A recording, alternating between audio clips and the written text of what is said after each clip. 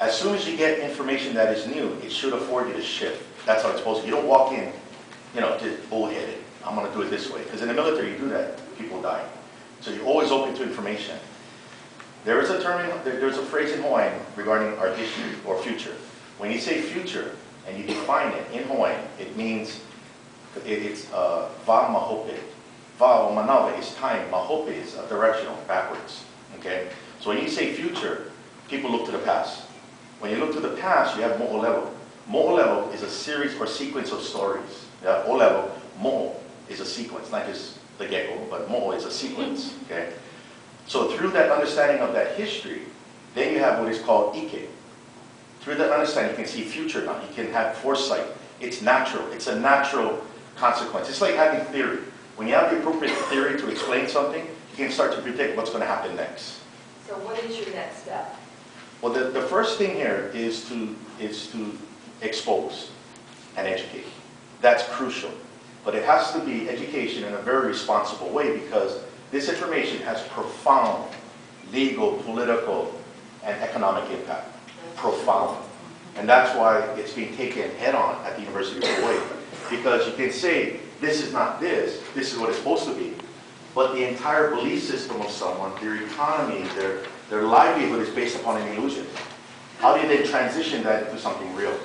That's really what we're talking about, is transitioning Hawaii back to, as an occupied state, move it toward the future of restoration of its government according to the agreement between Cleveland and the Queen. Do you have a timeline? No, the timeline is pretty much dependent on people's understanding. But I can tell you it's not dependent upon it. Like, when we went to The Hague, when I understood this information back in 1995, and we were testing this issue, because you always have to test something. This is too good to be true. Okay, let's test it. Whoa, actually worked. We got into The Hague. I got into the Security Council, the complaint, all these things we've tested. We didn't wait till everybody agreed with us. If you know it, you do it. But if you do it wrong, you get hit. Because when you play with the law, then you become no different than those guys in 1893. Right. We're treading on a very fine peely grass that you can get cut like a blade. So when we're talking law, it's very important that people do not necessarily start talking about it openly. Because you don't know if what you're saying could put you in danger. Meaning, you might commit treason without even knowing it. Yeah. So Sanford Dole and what they did, can apply to anybody here. So a lot of times what it does is it forces people to realize, whoa, we got to walk this very carefully. And the walk I take is, I don't wish it on anybody else. When I came up with this in the beginning, back in 1995, anybody here remember Perfect Title Company? Local too? Okay, when that thing hit the fan, that was a consequence and impact of an illegal overthrow. We were showing and proving that nobody owns land in Hawaii. Just proving it, nobody owns it. Because nobody could transfer title after 1893. Who's the notary? Provisional government, wrong government. The criminals. Who's the judges? The probates, the wills, all these things. Who's acknowledging anything? What that does is it freezes titles from being transferred without government regulation. We were proving that. And boy, did that hit the fan. Because what that basically affected was mortgages. People mortgage their property to pay a promissory note to the bank. If you don't have a title, you don't have a mortgage. That's right. That's unsecured. What you got is title insurance, though, to pay off the loan. That's when the title companies freaked out. It's like we just found people issuing life insurance for the last 100 years, but we found all the dead bodies. People are going to start collecting. That's an economic consequence of this information. How do you fix that? See, then it poses the question, how do you fix it? You can actually fix it. Can you actually? Yes. Truthfully become independent? Legally and truthfully, yes. But you have to look at other examples throughout the world that look like us. What we've been doing is we've been looking at Native Americans. We've been looking at our cousins in the South, the Maori, in Tahiti. That's wrong. We may be connected genealogically, but we are politically and legally completely different. I went down to the University of Waikato out in Aotearoa, New Zealand. In the presentation was the dean of the law school, a bunch of law professors, the Maori department, Aroha Yates, political science department, and they were all shocked. They're like, we thought you were like us. And then I told them, yeah, we thought we were like you. And they go, we are completely different. I go, very different.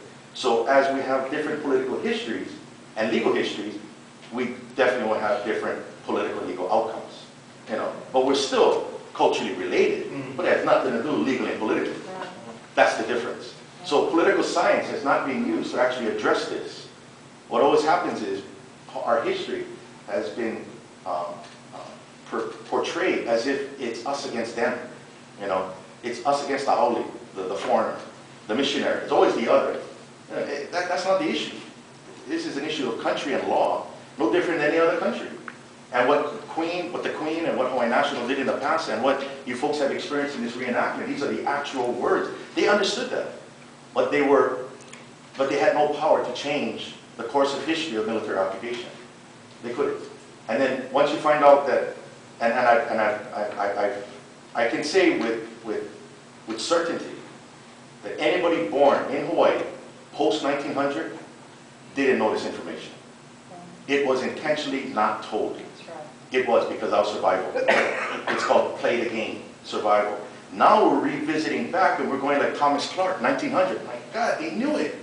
But they knew they didn't want to pass that down because, you know what, back then it's not good because people could get away with a lot of stuff better than they could get away with things today.